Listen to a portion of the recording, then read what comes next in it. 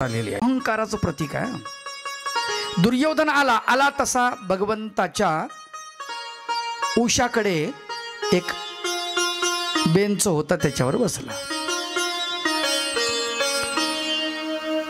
अर्जुन आल्या आल्या भगवंताच्या पायथ्याला बसला। पहा, प्रेम भक्ती भगवंताच्या पायथ्याकडे असतात। पहा तुम्ही, अहंकार डोक्याकडे असतो। अहंकाराचं ठिकाण कुठे आहे? इथे। भक्तीचं ठिकाण कुठे आहे? चरण। प्रेमाचं ठिकाण कुठे आहे? चरण। शरणागतीचं ठिकाण कुठे आहे? चरण। लक्षात घ्या, अर्जुन शरणागत आहे, अर्जुन भक्त आहे, अर्जुन प्रेमी आहे, भगवंताच्या पायथ्याकडे बसलेला आहे। भगवंत उठले, जांभळी दिली। अरे अर्जुना, कधी आलास? राजेही आलेत। त्याला वाटलं देव काहीतरी गुप्त सांगतील, म्हणून ते म्हणे राजे आलेत। अरे वा दुर्योधना, तू कधी आलास? ते म्हणले आमच्याकडे तुमचं लक्ष कुठे? अरे मला का पाठीला डोळे आहेत? उठल्या उठल्या पुढे अर्जुन दिसला, म्हणून त्याला मी म्हटलं बोला काय काम काढलं? जस तुला माहीतच नाही। काय आपल्याला नाही माहित भाऊ काय झालं? अरे तूच तर आलता ना शिष्टाईला। हा आलो होतो, मग ती शिष्टाई संपली, त्याचं काय? मग आमचं युद्ध ठरलं आमचं। आज बरं ठीक आहे, मग लढा ना, मग आमचं काय म्हणणं नाही। तुम्हाला लढायचं तुम्ही लढा, आम्ही काय म्हणा, आम्हाला काय करायचं? तुमच्या घरातले प्रश्न आहेत, आम्ही प्रयत्न केले तुमच्या घरातले प्रश्न मिटवायचे, पण तुम्हाला काही वाटले नाही मिटवावं, त्याच्यामुळे आम्ही काय करणार आहे? तुमचं तुम्ही पहा। नाही तसं नाही म्हणे, आमचं भांडण सुरू झालं आता जोरामध्ये। मग आता तू कोणाच्या बाजूनी? देवानं सांगितलं हे बाकड्या, मी कोणाच्याच बाजून नाही। का? मी असा आहे की मी हातात शस्त्र धरणार नाही, रिकामा न धरी न शस्त्र मी करी, गोष्टी सांगेन युक्तीच्या चार। हा गप्पा करीन मी, गोष्टी सांगीन। दुर्योधन म्हणतो तिथं का तुझं प्रवचन ठेवलंय? लढायचं नाही म्हणतो। अरे आम्हाला लढाई पाहिजे, माणसं पाहिजे लढाईवाले, तुला घेऊन काय करू? मग म्हणले माझं सैन्य, नारायणी सैन्य जे आहे ना, ते एका बाजूला आणि मी एका बाजूला, निहत्ता। पहा कशी गंमत आहे। अर्जुनाला वाटत होतं की दुर्योधनानं कृष्णाला मागू नये, आणि दुर्योधनाला वाटत होतं की अर्जुनानं कृष्णाचं सैन्य मागू नये।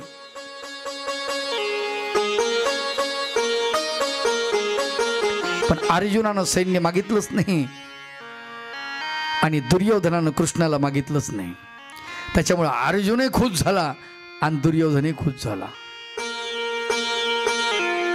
देव म्हणतात अरे माझ्याकडे काहीच नहीं, माखन तो दुर्योधन ले गया, अब तुझे कुछ नहीं बचा।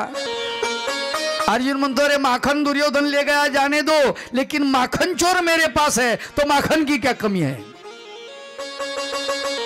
मला काय गरज आहे म्हणले, मला काय कमी पडणार आहे? काही पडणार नाही कमी। भगवंत म्हणले ठीक आहे, तुझी इच्छा। आता कौरवामध्ये सगळ्यात स्मार्ट, सगळ्यात हुशार शकुनी होता। हे गेलं घरी, मामाला आपला पराक्रम सांगा। मामा मामा मामा, काय झालं रे? कृष्णाचं नारायणी सैन्य आपल्या बाजूने। ते म्हणे ते राहू दे, कृष्ण कोणाच्या बाजूने? आधी येडं म्हणे अर्जुन घेऊन गेल त्याला। काय अर्जुनाने नेलं? हा म्हणले अर्जुनाच्या बाजूनं झालं, म्हणले सगळं मुसळ केरात। का तुला नाही माहित? नाही। अरे काय म्हणे मामा, ते म्हणलं मी गोष्टी सांगेन युक्तीच्या चार, त्याला का आपल्या इथं प्रवचनाला बोलवायचंय म्हणे? त्याच्या गोष्टी बी लई बेकार आहेत रे भाऊ म्हणे, त्या गोष्टी बी सांगत ना, त्या गोष्टीतून ती पार माणसाला उभं करतं म्हणे। ते मोटिवेशनल ज्याला म्हणतो ना, आजकाल सध्या चाललेलं आहे मोटिवेशनल। हा ते मोटिवेशनल, त्याचे सगळे श्लोक श्रीकृष्णाचे, सगळी गीता मोटिवेशनल आहे। बदल केला त्याच्यामध्ये, नाही युद्ध करणार अर्जुन म्हणतो युद्धाच्या समयी। भगवंत म्हणतात तुला करावंच लागेल, कबूल करून घेतलं त्यांनी। ह्याच्यातच सगळी भगवद्गीता आहे। युद्धाचा दिवस उजाडला, रणांगणावरती सगळं सैन्य जमा झालं प्रचंड प्रमाणामध्ये, तुफान गर्दी, 40 लाख लोक। हस्तिनापूरच्या बाजूला कुरुक्षेत्राच्या मैदानावरती तिथे युद्ध सुरू झालं. अर्जुनाचा रथ असा, भगवंतानं त्याचा रथ दोन सैन्याच्या मधामध्ये नेऊन उभा केला आणि भगवंत म्हणतात, बघ हे तुझे नातेवाईक, मोठे मोठे माणसं, यांना बघून घे, एकदा पाहून घे. बघितले त्याने, त्याला मोह निर्माण झाला. देवा, प्रभू राया, यांना मारून मला काय निष्पन्न होणार आहे. गुरुण हत्वा हि महानुभावान श्रेयो भोक्तुम वेक्षमाप्यह लोके हत्वार्थ कामास्तु गुरुणी हैव भुंजीय भोगान रुधिर प्रदिग्धान. यांना मारून यांच्या रक्तानं माखलेलं राज्य मी घेऊ का? नको नको देवा, नको, हे नको. आणि भगवंतानी त्याचं मत बदलायला सुरुवात केली. मग पहिला अध्याय संपल्यानंतर दुसऱ्या अध्यायापासून भगवंत त्याला सुरुवातीला तर अख्ख्या भगवद्गीतेमध्ये एक शिवी आहे, शिवी. क्लेब्यमास्मगमः पार्थ नैतत्वं युपपद्यते क्षुद्रम हृदय दौर्बल्यम त्याक्तोत्तिष्ठ परंतप. क्लेब्य संस्कृतमध्ये क्लेब्य, मराठीमध्ये नपुसक. तू नपुसक आहे का म्हटले? गावरान भाषेत हिजड आहे का तू? हा, शूरवीर आहेस आणि अशा गोष्टी करतोस? जमणार नाही, तुला शोभत नाही म्हणले. तुझ्या पराक्रमाला लोक नावं ठेवतील तुला. जे तुझ्या पुढे पळाले होते, थांबत नव्हते युद्धामध्ये, ते सुद्धा तुला नावं ठेवतील. आता तुझ्या पराक्रमाच्या नावानं ते लोक बोट मोडतील. भगवंतानं त्याचं मत परिवर्तन करायला सुरुवात केली. पहिला अध्याय, दुसरा अध्याय, तिसरा अध्याय, चौथा अध्याय, असं 18 अध्यायापर्यंत निरूपण झालेलं आहे. रणांगणावरती स्तब्ध आहे सभा, पूर्ण स्तब्ध. याच्यामध्ये पुन्हा एक गंमत झाली. भगवंताचा सेनापती सात्यकी नारायणी सैन्यामुळे दुर्योधनाच्या बाजूने तिकडं. आता भगवंताने विचार केला, आपलं सैन्य फुकट मरण, भावाभावाचं भांडण नाही. मागितलं तर खरी दुर्योधनानं, पण यांना इथून काढायचं कसं? भगवंतानं काय केलं, आता आपलाच सेनापती तिकडं आहे, पण तो आपला आहे, त्याला आवाज दिला, सात्यकी इकडे ये. ते आलं. काय म्हणे देवा? भगवंताला नमस्कार केला. तुमच्या तिकडं कापसाचा काय भाव आहे? काय देवा, प्रसंग कोणता, काय कोणतं, कापसाचा काय भाव आहे? काही काम आहे म्हणे देवाचं. गेल निघून ते. आता ते निघून चाललं हसत हसत. दुर्योधन त्याला, ए इकडे इकडे इकडे, काय काय काय म्हणले ती? अरे काय काय करतात म्हणे ते, काही विचार करू नका तुम्ही. आणि काय म्हणले सांग? ते म्हणले, तुमच्याकडे कापसाचा काय भाव आहे? इथं अशा ठिकाणी कापसाचं विचारतात का म्हणले. आणि मी तेच त्यांना म्हणलं म्हणे, पण ते तसंच म्हणले, तू लबाड बोलायला लागला. अरे नाही बाबा, मी कशाला लबाड बोलू? हे जमत नाही म्हणले, तू निघून जा बरं तुझं सैन्य घेऊन. दिले काढून सगळी नारायणी सैन्य त्यांना अगोदरच. मराठीकडं तू तुझ्या मालकाचं ऐकणार आणि पुन्हा म्हणे माझ्याकडून, मग ते बरोबर नाही, तू निघून जा. आणि देवाला हेच करायचं होतं. गंमत आहे देवाची, बारीकशी ठिणगी टाकून देतो. ज्याचं तुमचं पटत नाही ना, त्याच्या कानात तिसऱ्या माणसानं मिलेगा तुझे प्राणी, कर्म जैसा करेगा तू प्राणी, कर्म जैसा करेगा तू प्राणी, फल वैसा मिलेगा तुझे प्राणी, फल वैसा मिलेगा तुझे प्राणी, फल वैसा मिलेगा तुझे प्राणी, घट जैसा भरेगा तू प्राणी, घट जैसा भरेगा तू प्राणी, फल वैसा मिलेगा तुझे प्राणी, फल वैसा मिलेगा तुझे प्राणी, फल वैसा मिलेगा तुझे प्राणी. यह जीवन है नश्वर सारा, मोह माया का एक पसर।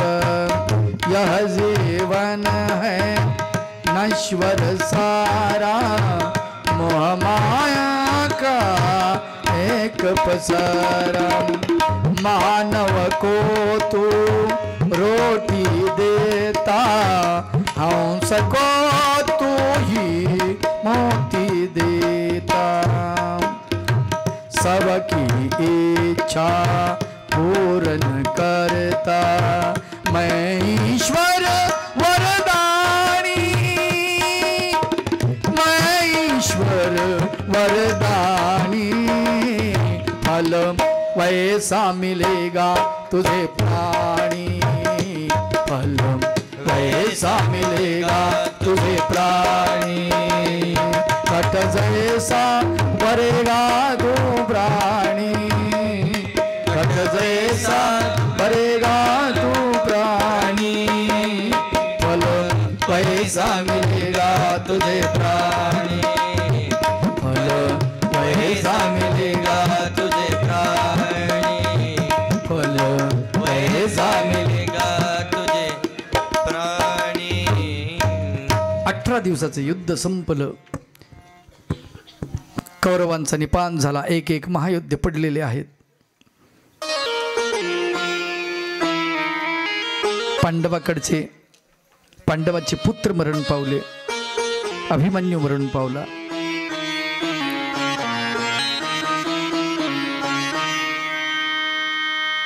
अभिमन्यूला 8 महायोद्ध्यांनी मधामध्ये घेतलं आणि त्याला मारलं.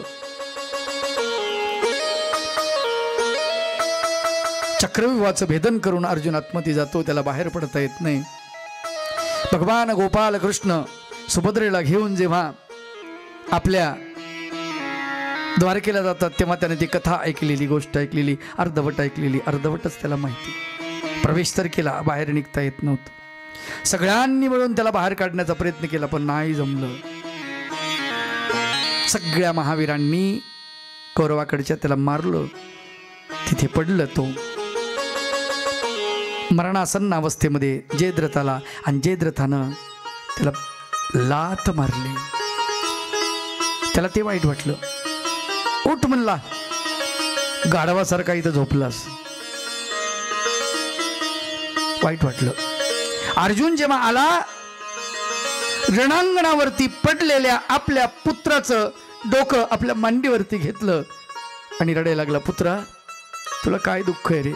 बाबा, मला वीर मरण आलेलं आहे, मला दुःख कशाचंच नाही, पण जयद्रथानं मला लात मारली याचं मला दुःख आहे. माझ्या एका कवितेत मी वर्णन केलंय. देख के अपने प्रिय पुत्र को अर्जुन मन में टूट गया, अभिमन्यु सर गोद में लेके रणभूमि में बैठ गया. तो म्हणतो, मुझे मारने सारे रणवीर एक साथ ही टूट पड़े, मैं भी उनमें कूद पड़ा था, वो भी मुझसे खूब लड़े. सबकी मार लगी थी मुझको, उसके कारण गिर पड़ा, तिरस्कार ने मुझे लताड़ा, जयद्रथ का पैर पड़ा. एक बात मन में खलती है, लगता है अपमान मुझे, मरते दम तक लड़ा पिताजी, ये मिला सम्मान मुझे. उसकी बातें सुनकर अर्जुन की आंखें भी लाल हुई, ओठ लगे कांपने उसी के, काया ही महाकाल हुई. मेरे लाल तू चिंता मत कर, शपथ आज मैं लेता हूं, जयद्रथ का कल के युद्ध में प्राण हरण कर लेता हूं. कल शाम का सूरज पापी वो कैसा दिख पाएगा, अपने दुष्कर्म पे वो तो फूट फूट के रोएगा. सूरज डूबने से पहले सर धड़ से उसका अलग करूं, ना हो ऐसा तो सचमुच मैं शाम तक जल के मरूं. बोले भगवान अर्जुन को, तू आंख मूंद से बोला क्यों, अपनी मौत का दरवाजा ही तेरे हाथ से खोला क्यों. अगले दिन जब समरांगण में अर्जुन ऐसा सिद्ध हुआ, जयद्रथ को खोज खोजते दिल ही दिल में क्रुद्ध हुआ. जयद्रथ के संरक्षण में कोई कसर ना बाकी थी, पंछी भी ना मार सके पर ऐसी चोख व्यवस्था थी. सुंदर वर्णन आलेलं. पण तुम्हाला सांगतो, किती लपून जरी बसला, भगवंतानं काष्टराजाला सांगितले, म्हणले मर तू आता, दिवस मावळलेला आहे. सरण रचलं, भोवताल फिरलेला आहे. आतमध्ये उडी टाकणार, पेट त्या चितेमध्ये. सांगितलं, हा सूर्य आणि तो जयद्रथ. बाण सोडला सुसू करत जयद्रथाचा. पांडवाकडची मेलीत, पण पुत्र मेलीत. अभिमन्यूची पत्नी उत्तरा, तिच्या गर्भातला जे बाळ आहे परीक्षिती, याच्यावरती सुद्धा विश्वत्थाम्यानं ब्रह्मास्त्र सोडलं आणि भगवान गोपाल कृष्णाने त्या ब्रह्मास्त्राच्या घातापासून त्याला वाचवलेलं आहे. बाळ तर पोटात मरून गेलं होतं. उत्तरेच्या मोठ्यानं रडायला लागली, कृष्णा आमचा वंश बुडाला. द्रौपदी म्हणते आमचा वंश बुडाला. कृष्णा, भगवंत म्हणाले मी असताना काहीच होणार नाही. आणि भगवंताने प्रतिज्ञा केली त्यावेळेस, मी जर अजन्म ब्रह्मचारी असेन, या वाचेनं मी कधीही असत्य भाषण केलं नसेल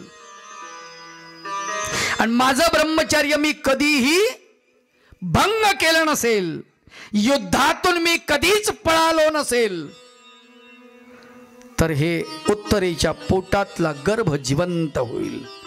आणि ते बाळ जिवंत झालं, जिवंत झालं. खरं तर ही शंका रुक्मिणीला सुद्धा होती. ती म्हणते की देवा, तुम्ही 16 सहस्र नारी असून तुम्ही ब्रह्मचारी कसे? ते म्हणले मला नाही माहिती, जाय विचार दुर्वास ऋषींना. दुर्वासाला भोजन घालायला गेली, तिथे विचारायला पाणी होतं, पलीकडे जाऊ. कसं जाऊ? म्हणले दुर्वास 1.25 मन 1.25 खंडीचं अन्न खाऊन जरी भुकी असेल, त्याला भूक लागली असेल, तर सागरा मला रस्ता दे. तर सागरानं रस्ता दिला, गेली पलीकडं. पलीकडे गेल्यानंतर त्याला जीव घातलं, जेवण झालं. म्हटली कृष्ण भगवंत ब्रह्मचारी कसे आहेत? ते म्हणले तू फक्त सागराला, तुला जायचं ना वापस? म्हणजे जायचं. सागराला म्हण कृष्ण भगवंत ब्रह्मचारी असतील तर सागरा मला वाट दे.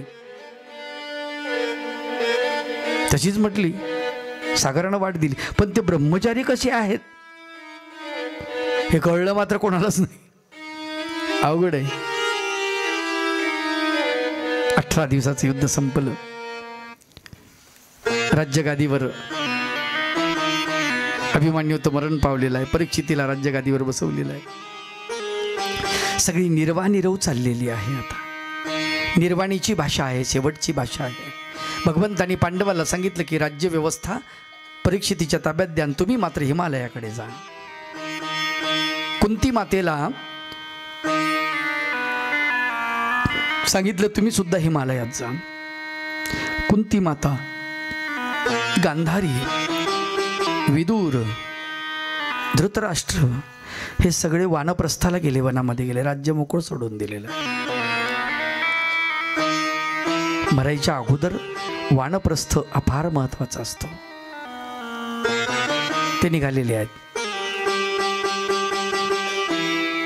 अर्जुनाच्या अंगामध्ये शक्ती राहिली नाही, कारण भगवंतानं बाणानं त्याच्या अंगातून पूर्ण शक्ती काढून घेतलेली आहे. भगवंत पहुडलेले आहेत एका ठिकाणी. इकडे रणांगणावरती शेवटच्या दिवसाला सगळ्यांची तिलांजली दिलेली आहे. युधिष्ठिराने सर्वांची 40 लाख योद्ध्यांची तिलांजली एकट्यानं त्यानं दिलेली आहे. 40 लाख लोकांच्या मृत्यूचं ओझं घेऊन तो मुकुट डोक्यावरती त्यांनी चढवला होता. तो मुकुट त्याला टोचत होता. त्याच्याही अंतःकरणामध्ये खेद होता की एक काय आहे, काय आहे. भीष्म पितामह सरज पंजरी पडलेले तिथे. आणि उत्तरायण चालू व्हायचं होतं, दक्षिणायन असल्यामुळे ते प्राण सोडायला तयार नव्हते, म्हणून थांबलेले होते. त्यांच्या भेटीला सगळेच गेलेले आहेत.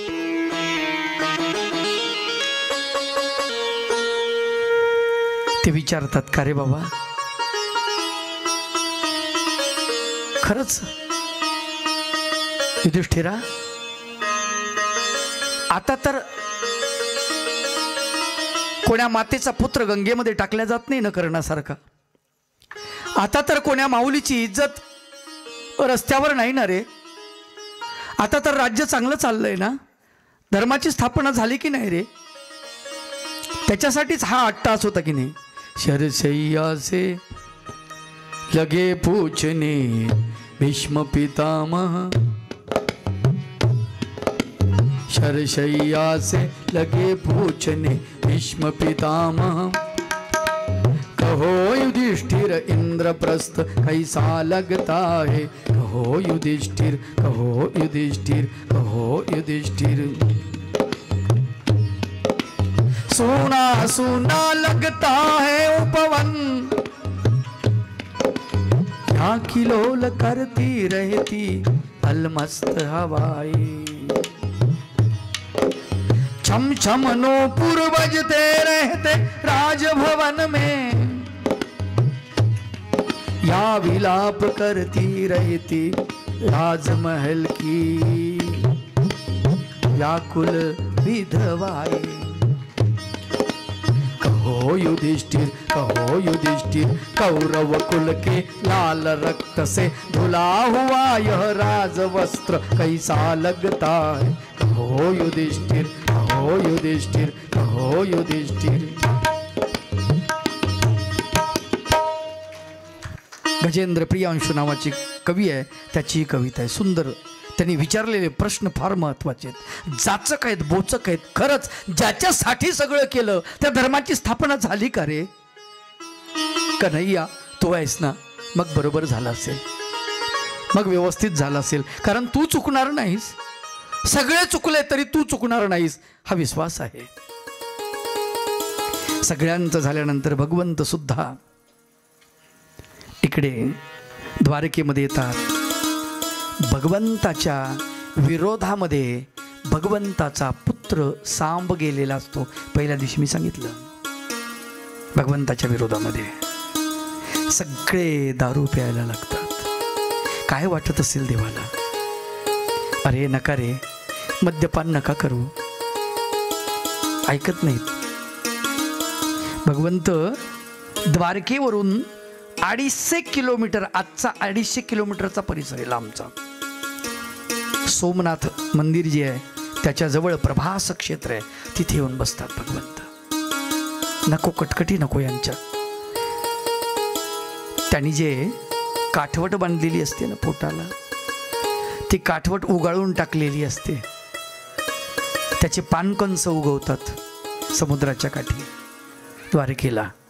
हे मद्यपान करतात, मग ते पानकंस तोडतात आणि एकामेकावर मारायला लागतात. तर ते पानकंसाचे तलवारी बनतात, शस्त्र बनतात.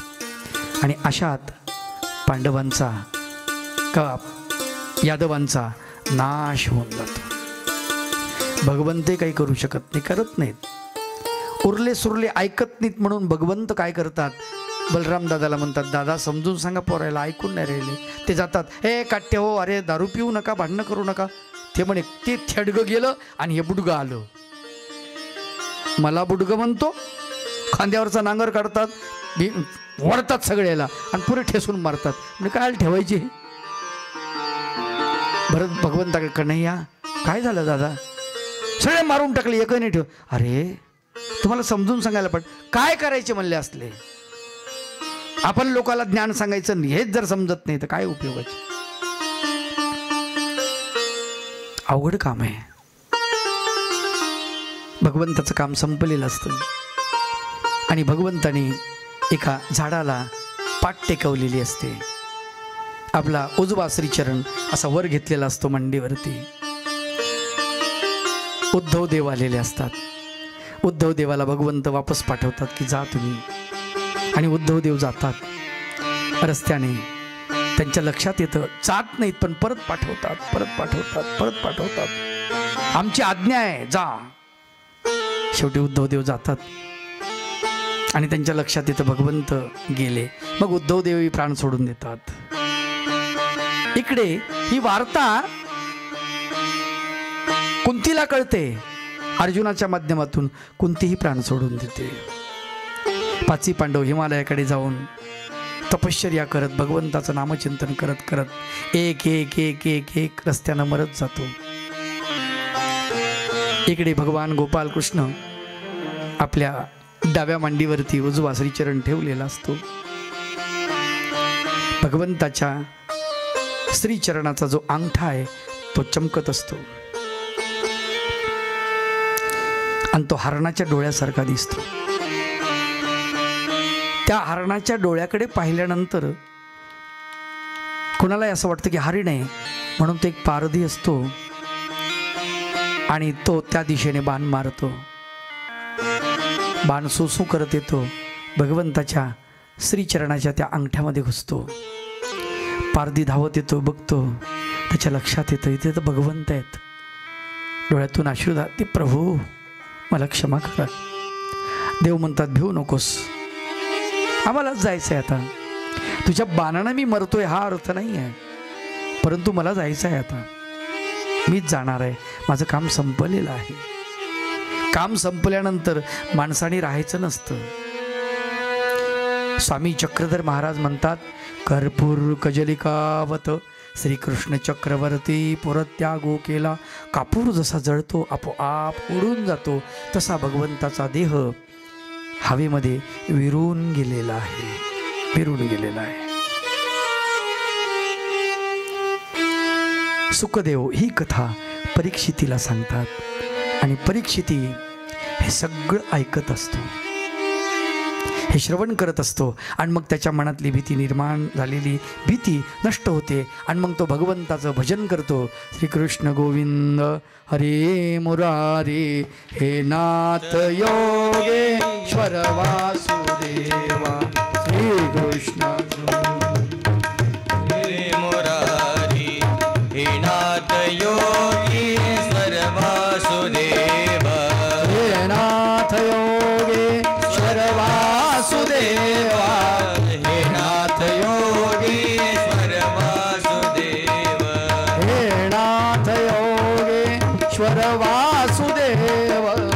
हे नाथ योगेश्वर वासुदेव. हे नाथ योगेश्वर मेणबत्त्या पेटवून घ्या.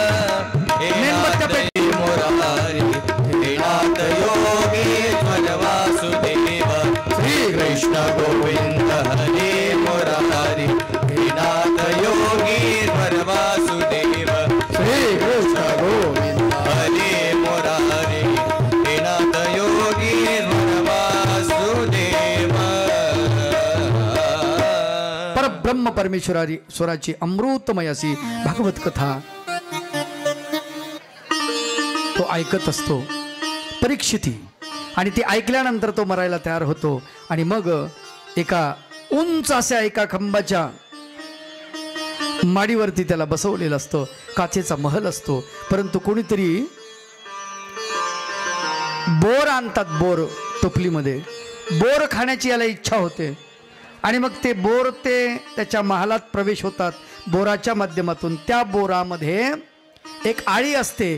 बोर फुटल्या असा बोर फोडतो, त्याच्यातून ती आळी बाहेर निघते आणि त्या आळीचा सर्प होतो आणि त्याला दंश करतो. ऋषीचा श्राप खोटा होणार नाही, परंतु दंश होताना सुद्धा हा भगवंताचं नामचिंतन करतो. श्रीकृष्ण गोविंद हरे मुरारी हे नाथ योगेश्वर वासुदेव. श्रीकृष्ण गोविंद हरे मुरारी हे नाथ योगेश्वर वासुदेव. श्रीकृष्ण गोविंद हरे मुरारी हे नाथ योगेश्वर वासुदेव. श्रीकृष्ण गोविंद हरे मुरारी हे नाथ योगेश्वर वासुदेव. श्रीकृष्ण गोविंद हरे मुरारी हे नाथ योगेश्वर वासुदेव. श्रीकृष्ण गोविंद हरे मुरारी कृष्णाय वासुदेवाय कृष्ण गोविंद हरे परमात्मने प्रणतक्लेशनाशाय गोविंदाय नमो सच्चिदानंद रूपाय विश्वोत्पत्त्यादि हेतवे तापत्रय विनाशाय श्रीकृष्णाय वयं नमः. श्रीमद भागवत कथा 7 दिवसामध्ये प्रेरणा त्यांना मिळो अशी प्रभूचरणी प्रार्थना करतो. आणि माझा आवाज असा बारीक असलेला तो आमचे माईक मास्टर दादा यांनी सुंदर असा लोकांपर्यंत पोहोचवला, त्यांचेही मनपूर्वक आभार मानतो. आणि आमचे फोटोग्राफर आपल्या गावातलेच आहेत. ते म्हटले गावची सेवा आहे, मी करतो, काहीच अडचण नाही. त्यांना फोनवर सांगितलं असं असेल, मी घेतो, मी काय अडचण नाही. महाचिंतनी नावाचं चॅनल आहे, त्याच्यावरती हा कार्यक्रम तुम्हाला बघायला भेटेल यूट्यूबला. आणि माझं चॅनल महंत कळमकर बाबा या नावाने आहे, त्याच्यावर तुम्हाला पाहायला मिळेल. ते आपण सर्व मातृतुल्य पितृतुल्य त्या ठिकाणी गुरुवर्य बाबाजींनी अशी उटाळी दिली आणि खरंच म्हणजे सगळे असे सगळ्यांना उत्साह, माता भगिनी बाळ गोपाळ सगळ्यांना खरंच आनंदाचा क्षण असा वाटतो. आणि हे संपूच नाही असं मला वाटतं. खरं तर खूप आनंद वाटला मला, खूप खूप बरं वाटलं आणि सार्थक झाल्यासारखं वाटलं. कधी कधी असं वाटायचं आपण विनाकारण मराठवाड्यामध्ये थांबलो. बाबांना मी बोललोय, बाबा खरंच काहीच उपयोग नाही आपला, कारण इथे राहतो आणि बाहेरच्या लोकांना प्रबोधित करतो.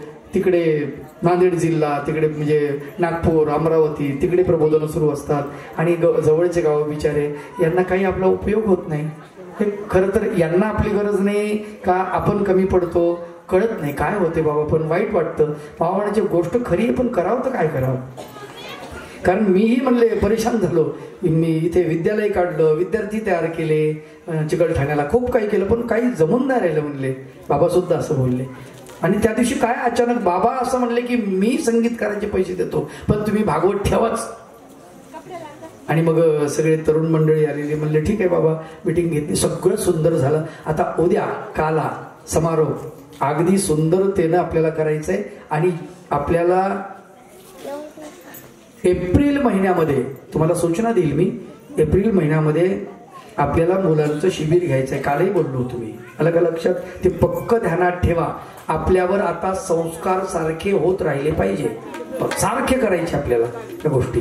त्यावेळेस असं कथा चालणार नाही, पण शिकू आपण त्यावेळेस.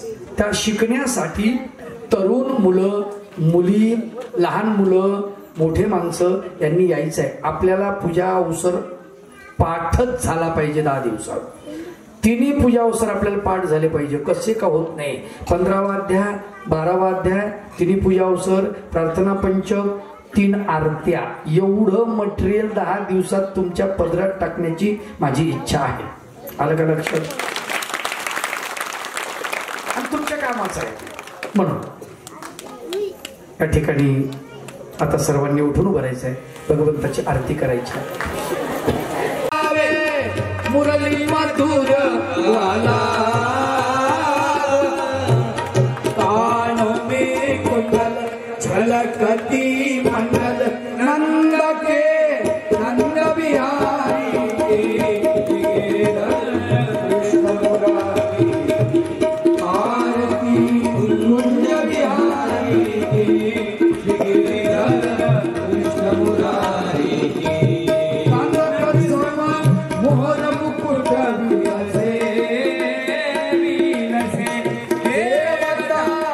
दर्शन को